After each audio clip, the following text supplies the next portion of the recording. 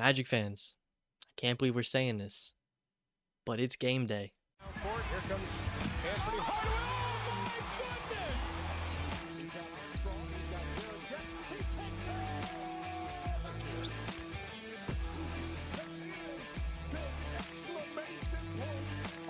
In the flush there, and again, a smaller player on him doing a good job going a great handle for his side. That's right, guys. Welcome to the 2023-2024 season. The NBA was playing games with us, making us wait until Tuesday. You know, we had Chet versus Wemby last night, but the real show starts now. So, let's get into it. Tonight at 8 o'clock, the Orlando Magic take on the New Orleans Pelicans for the first preseason game of the season. And since this is the preseason, we really don't have anything else to go off of, any prior games, what do I want to improve off of last game? This is just a fresh start. I figured I'd kind of go over my expectations going into the game and what I'm going to be looking out for. As for the New Orleans side of things, I'm not really going to focus on them too much. We don't know what the rotations will be. We don't know who is and who isn't playing. Once we get into the regular season and we know, okay, these guys are going to be playing tonight, I can kind of lock in on, matchups and what I want to see defensively out of people. Taking a look back at last season to get an idea of things, the Magic ended up going 4-1. During those games, our stars were playing between low to mid 20 minutes. And as for rotations, we were going around 15 deep. So I would say expect around that for the preseason game this year. Except for the one outlier game versus Memphis in Orlando, where we ended up playing our guys around 30 minutes. Even Memphis was playing their guys high 20s to low 30 minutes. And you kind of got the feeling that that was like our tune-in game. Like, okay, let's really lock into what we're doing here. I wouldn't expect to see that quite just yet. I'm hoping probably the third game before our game versus the Flamengo, which that would be bringing us back again to New Orleans in Orlando this time. So with that, jumping back into today's matchup, with it being the first preseason game, I'm expecting some sloppy basketball as we've seen from all around the league. I am curious to see that since so many of our guys were playing FIBA basketball over the summer, if they come in to preseason looking a little more tuned than some of the other teams that hadn't had so many players. I mean, you gotta remember that a lot of our team played in that tournament and a lot of them made it pretty far, so they were going pretty far into the summer, playing a very competitive basketball. And then obviously a lot of guys who didn't play went and played in summer league earlier in the year. So there's a little hope that we come out looking a little sharper than some other teams. But along with that, I'm also going to be keeping an eye on how aggressive some of our guys are being. Mainly Markelle and Franz for me.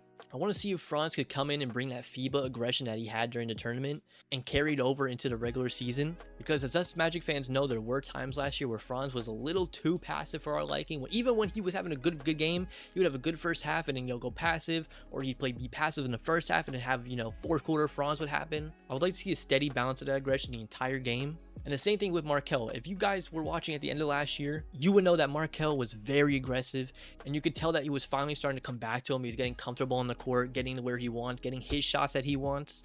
I remember at the end of last year when Markelle was really just starting to pop off every game. It was a little bittersweet because, it's like we're finally seeing the production and aggression out of him, and now all of a sudden the season's going to end. So I'm hoping that he can carry that from last year into this year. And speaking of Paolo, along with that, I want to look for his defense. We know what he can do offensively. We know that we need the efficiency to be better. That's not really something we could look out for. That's just something he has to improve on. But what we were seeing out of Paolo and FIBA playing center and bringing in that interior defense that we really didn't see that much before, at times looked like a completely different player on the court out there. So of course, I hope that's something that he picked up and can bring in and carry into the season.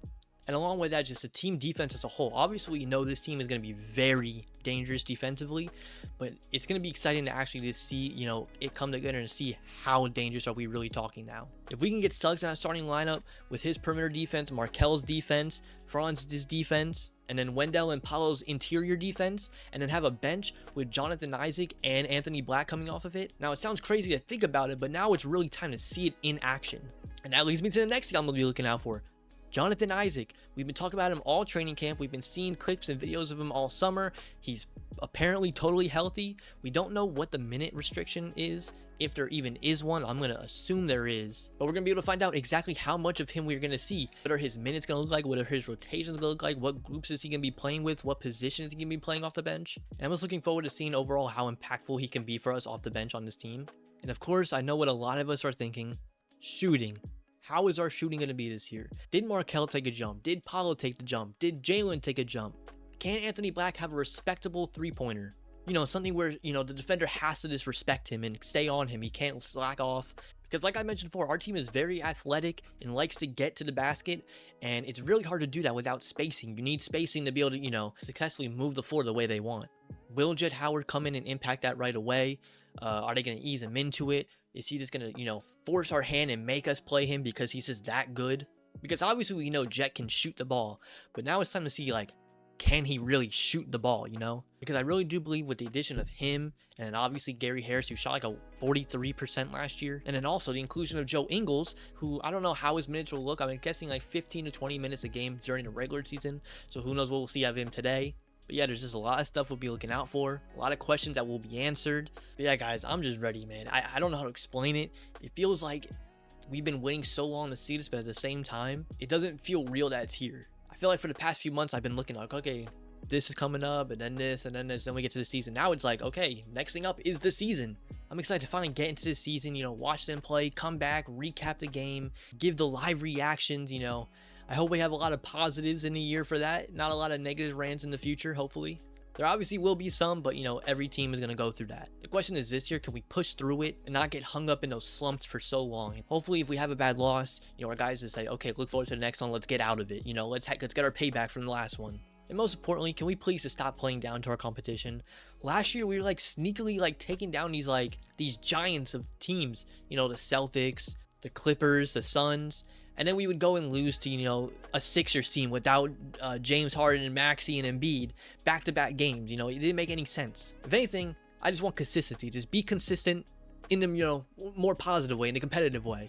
If we play a team we are better than, I want to go in and handle the business as we should. I don't want to, make it a close game or, get off to a slow start and now we're down 10 and we have to fight back. Based off the mentality of the guys we've seen in training camp, they are obviously thinking the same exact way. So it seems like they were aware of it, which is a good thing. You have to be aware of something to grow from it. So yeah, guys, I'm ready. I know you guys all are too. Before we end the video, I do want to say thank you guys for 100 subscribers. I made this channel, I think 6 days ago at this point. So to reach that first mini milestone already is just insane. Also, big news, I did get approved for a playback creator. So I'm not saying anything, but I would highly recommend you either subscribe to the channel or follow me on Twitter. Both of them are in the description below. If you are interested in coming and watching a playback game, I won't do it every game. Like I said, the home games, I'll primarily be in, the Amway Center. So for some of the away games, I do plan on doing playback streams if that's what you guys are interested in. And I say I recommend subscribing or following me because, I will post in advance when I'm going to do it and what games I will be doing. And that's about it for today. Let's let the season begin. Wish for a full, fun, and most importantly, healthy season. I should have said that. Expectation, health, stay healthy. But yeah, guys, that's enough of me talking. I'll catch you guys on the next one. Like and subscribe. It means a lot to me. And I'm out. Peace.